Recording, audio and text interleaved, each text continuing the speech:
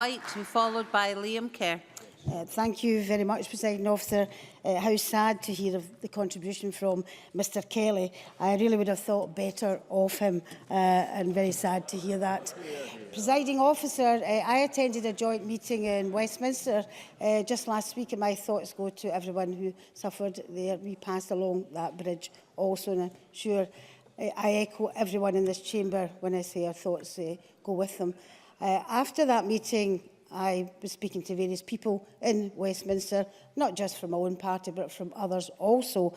And the subject went on to Brexit.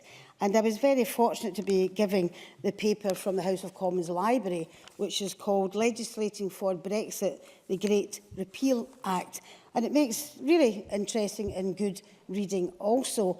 Now, I've heard numbers, and Mr Kelly mentioned it earlier on, that this is not important. But, you know, if you hear what's actually in this Great Repeal Act, I think this debate is very important, not just for Scotland, but for the rest of the UK also. And I'd just like to mention the fact that in this paper, it mentions such issues as the Henry VIII powers. Now, I know that the UK Labour Party and the UK Liberals have raised this issue as well with great concerns about the Henry VIII powers. And page 6 of the publication is headed Devolution. And I quote, legislating for Brexit will have significant implications for Scotland, Wales and Northern Ireland.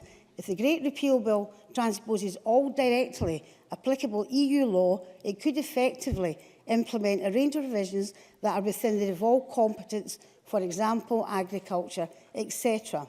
This would require consent from the devolved legislators, so long as the Sewell Convention is respected.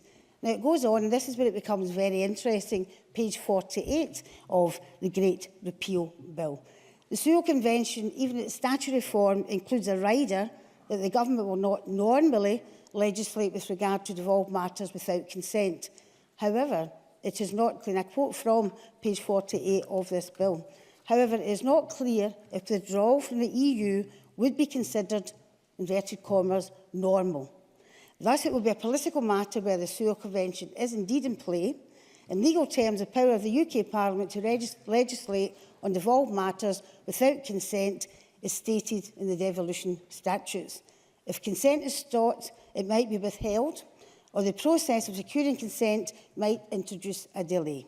Equally, not using the Sewell Convention would bring its own political issues and would raise objections, quite rightly, as I said, not exquoted, in the devolved institutions. Now, let's look at the devolved issues. Agriculture, fishing, the environment. In fact, Professor Douglas Scott drew attention to this in a paper in the Scottish Parliament's European External Relations Committee. And I quote on page 49 of this report, the aim of the Great Repeal Bill is to convert EU law into national law. However, a good part of EU law relates to competencies that have been devolved. For example, fishing, etc., public procurement, environmental law, as well as many others. If the Great Repeal Bill translates EU law on matters that have been devolved into UK law, this could amount to legislation on devolved areas. Now, last week, Kezia Dugdale and John Lamont mentioned the fact, and Kezia Dugdale mentioned the fact that taking back powers from Brussels to Scotland, and John Lamont said Scotland may gain powers. Now, you read this Great Repeal Act, it acts in the opposite way. That's why it's so important that we have a vote on this particular issue. And in my mind, and many others, the debate today and the vote tonight, it's not, excuse me a minute, please. The debate tonight, it's not only about Scotland and the people of Scotland having a choice, it's about protecting the very sovereignty of this Parliament. That's what it's about. And I think people should realise that. It's a very, very important issue. Now, the Unionist parties can argue and pontificate all they want. The fact of the matter is, Brexit has changed everything. The manifesto we were elected on clearly states the Scottish Parliament shall have the right to hold another referendum if there is a material change in the circumstances that prevailed in 2014, such as Scotland being taken out of the EU. We were not where we were in 2014, and there is a substantial material change. That is why the circumstances have changed. It is only right that the people of Scotland are given the opportunity to choose their future. That's why it's an important debate.